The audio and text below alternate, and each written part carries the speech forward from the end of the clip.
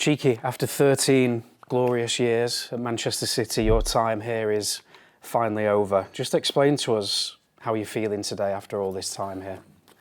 I feel okay. I'm okay. I'm relaxed. The fact is, they've been already a few days. The fact also that Hugo has been here leading the summer transfer window means that when the day arrives, so you feel good. You feel happy, proud, but I'm okay. I'm relaxed. I'm really relaxed. I have nothing to decide tomorrow, so it's a new experience for me. There've been so many amazing achievements during your time here. You think of 100 points, treble, 4 Premier League titles in a row, and there's lots more. For you, if you had to choose one achievement that was the most satisfying to you personally, what would that be? Is when I came, it was almost 13 years ago. I started with Mancini, but I would say the first manager that we really decided to come and to work with, it was Manuel Pellegrini. So I want to say that the first Premier League that when I was here we won, that is with Manuel, because I came for that. So I came to keep winning trophies, and so I was really, really happy with that league. Difficult one. Also, we had to win, 4, 5, 6 games at the end, and to win that league. And so I was very, very happy I was coming from Barcelona, winning leagues, and there. But okay, it was the first one, first Premier League. And then is when you think that is the top of the top in my time here in Manchester. That is the Istanbul, to win the Champions League. That is something that all of us, we were dreaming, the Man City fans, and then the ones also that we were working here. You mentioned that first title under Manuel. There was a game against Everton towards the end of that season away from home, and I remember you telling me that that's possibly the most nervous you've ever been. I was feeling my heart rate here, and oh my God. We were winning. What I think was 2-1 or 1-2. No, I think it was 1 goal. And then we knew that winning that game, there were 2 home games, I think, and we knew also we were going to win those home games, playing for the trophy. But I was like boom, boom, boom, boom, boom, and then I was thinking, what the hell is happening here? And then is it worth to feel that? And of course it's worth it. It's something that you cannot control. But I remember that day, unbelievable. When you first came to Manchester, I think you initially thought you'd be here for a short time. Just explain to our fans kind of what changed things for you. Why have you been here for 13 years? Then you cannot control how long are you going to be. So this is the first thing. It's not that I didn't think. I was thinking to have some experiences. Once for sure it was to come to the Premier League, but I don't know why not Italy, or why not then the US, or I don't know, even back to Japan, than where I play. I don't know, to have once that you get out from your comfort zone, that is where the place that we have been playing or working, that it was Barcelona. Okay, let's try, but you can't control how long you're gonna be. But then it was working, it was working, and then I was happy. I've been saying to everyone coming, the ones that they want to work in the Premier League, whatever, said, here is a paradise for the sporting directors. And maybe that was the reason that I kept thinking that it was maybe the best to stay, And also there is a key moment, of course, in this time, is when Pep became available. And he wanted to come to the Premier League. So then, easier to build something with Pep that it can last more time, of course. What do you think you'll miss most about Manchester City?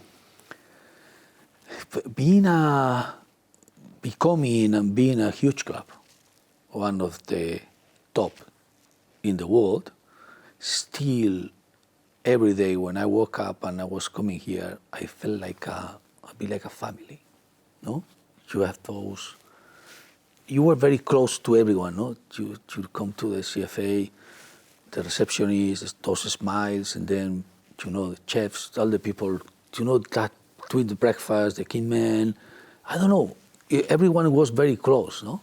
And I felt like that, no? Like, it's a huge club, it's a huge organization. Still, I feel like a family. We are all friends. We are enjoying together, suffering together. I think maybe it's that it was really amazing. Just talk to me a little bit about being a director of football. How has the process of identifying players changed in your time at City with kind of data, the role that plays in football? And what does the future of recruiting footballers look like, do you think? I think the first thing that you have to do is to identify the weaknesses of the team. I mean, as soon you do build a team with the manager, so you realize that something could be wrong, no? And then is there the length of the contract and the performances. So first is to identify that. After that, of course, you have to be in contact with your scouting department, and then those are the top men, the ones that they are in the market, that they are watching the games, they are bringing the first names, the ones who could replace the ones that they are making us weaker. No, so that is the process. Identify what is the problem, how we can solve it. Okay, it's going to be with that player. Share it with everyone here, with the manager, with his staff, and then take decisions, of course. No, on that. It's not going to change too much. The only thing is more people. Also, we have more data. No, there's a different way to understand, or at least something that it can create in yourself a debate or about before to take the decision. And what about Manchester as a city? I think you and your family have built a real deep connection with Manchester, haven't you? Do you want to just talk to us a little bit about your love of Manchester? We love Manchester. I mean, of course, Iker came here and Iker is already working in Barcelona, my son. Nerea just finished in the university now. And my wife, Mara. No, we have been in the city center for more than 12 years. So we know this city more than a lot of people, because it's a city that a lot of students and people working and in and out, no? So we have 12 years is a lot, and we have seen all the transformation of this city, no? So a city where everyone talks badly, before you come, but once that you go, again, is such a it's such a place. It's a small city center. It's quite small. Everything is there, and then the people. I'm not talking about Man City fans. I'm talking about the people. The people is what you see.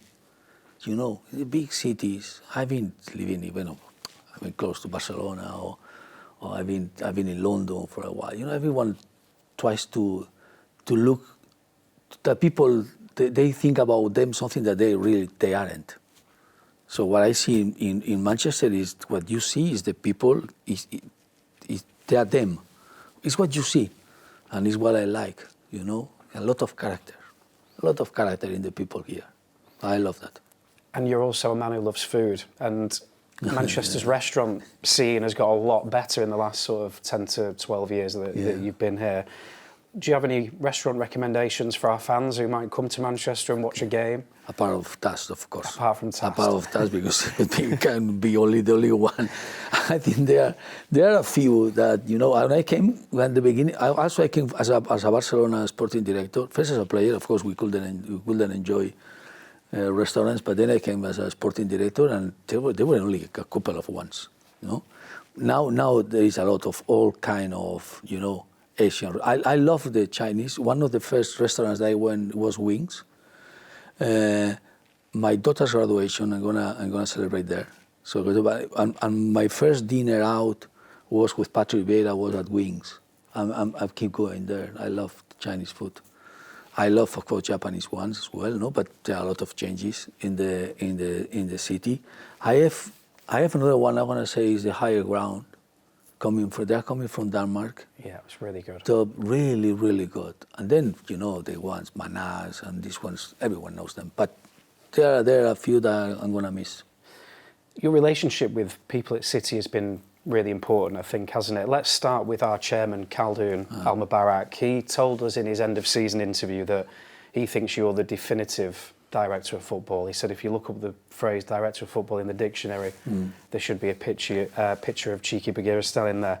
How have you found working with him, someone who trusts you and respects you so much? That is what I can say about him. Is I got the trust.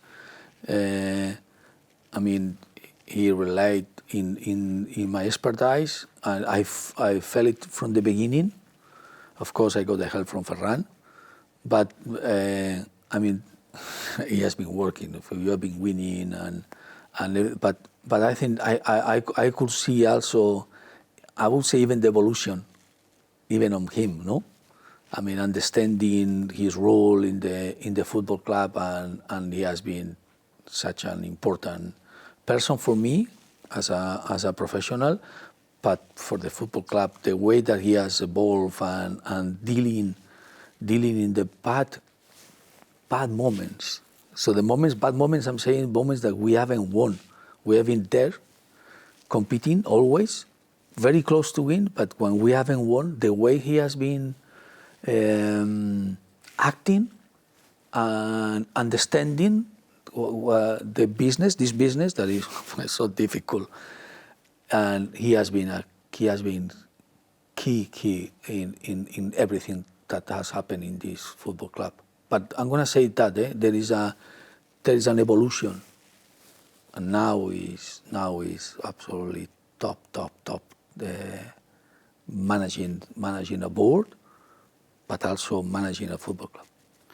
And of course, Pep, a friend of yours for many, many years, teammates in the past. You have different personalities, but you balance each other out. Do you just want to explain to us how that dynamic has worked during the time at City?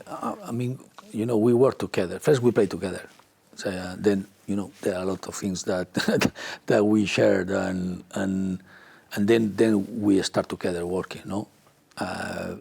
That helped when I was already here, and then he became available, and then he come. And then, you have to understand, what is your role, and also, of course, you have to understand that he is the guy. He is the leader. He is the leader in the building. He is the leader in his staff, and he has to be seen like this. And then you have to help. You have to help him to stay calm, but also you have to help him, showing him that you are capable with all the structures and all the departments that are in the club, that you are going to help him to build the best team in the world. Because once that you have the best team in the world, he's going to make him play the best football in the world. They are two different things. With him, you can have both. With another ones, you can have the best team in the world, but you don't play the best football. But you have to get the trust. And then, of course, the fact that we were together, we're friends, and we play together help.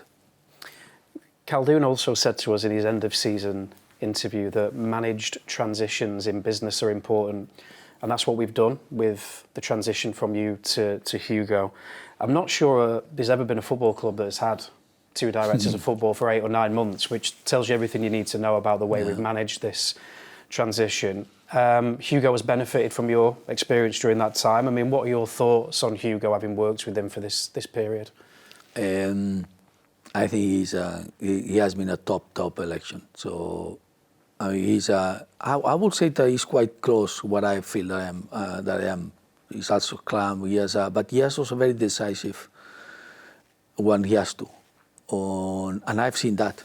I've seen in the winter transfer window that he couldn't be here. He was at the Sporting. But also then I've seen in the last also 3 or 4 months here. No, so he's the criteria that he has, the way that he sees football, also the decisions on football, on players. I think we are in a top hands. Now, how will watching football change for you now? Now that you're not watching specific players, you can just maybe Enjoy the game. Will that be nice, do you think? I have a problem. I want to feel it, but I have a problem when I have three clubs. No, one is Real Sociedad, that is where I born and I grow up. So, second one is gonna be Barcelona, of course, always in my life. But then it's gonna be Man City. Then when the new season starts, I'm gonna see how I'm feeling watching. But the rest of the games, I'm just gonna choose the right ones, and I'm gonna just enjoy football. So I have a problem that I've seen by luck. I've been watching the best football in the world. I watch it in Barcelona, and I've watched it in Man City. So I'm gonna choose only the good ones, the good games. And you're now going to have a lot of extra time to spend with your family as well, of course. I mean, how excited are you to be able to spend a bit more time with those guys who have, who have been here supporting you during a really, a period where you've had to dedicate your life to Manchester City? Yeah, it's the time for them. I don't know. I'm ready. I don't know if they are ready. I don't know. I'm gonna check. I'm gonna check in the next months if they are ready to have me all day there. I don't know. I hope that they are patient, so they can understand that I'm a new guy, getting in the house. New one that wants to be involved in everything, because until today, it was in my own and only thinking in the family, and the best for them, but also thinking in football, no. And things of Manchester. So I hope and I wish that they are ready to get me there. And we hope you'll come to some Manchester City games maybe in the future. Do you think you'll come back and watch us here at the Etihad? Yeah. Nerea, my daughter, she wants to stay in Manchester. So I have a wonderful excuse to come to I want to visit her. And I'm going to visit her not only when Man City, they are playing the top games. So I'm gonna come, often. I'm not going to choose the games. Fantastic, Txiki. Thank you so much for everything that you've done during your period here, and we just hope that you enjoy everything that comes next for you in your life. Thank you so much. Looking forward, thanks to you and to all your team, and I've been always feeling very, very, very trusted, accepted, and even loved. So thank you to all your team. Wonderful, thank you.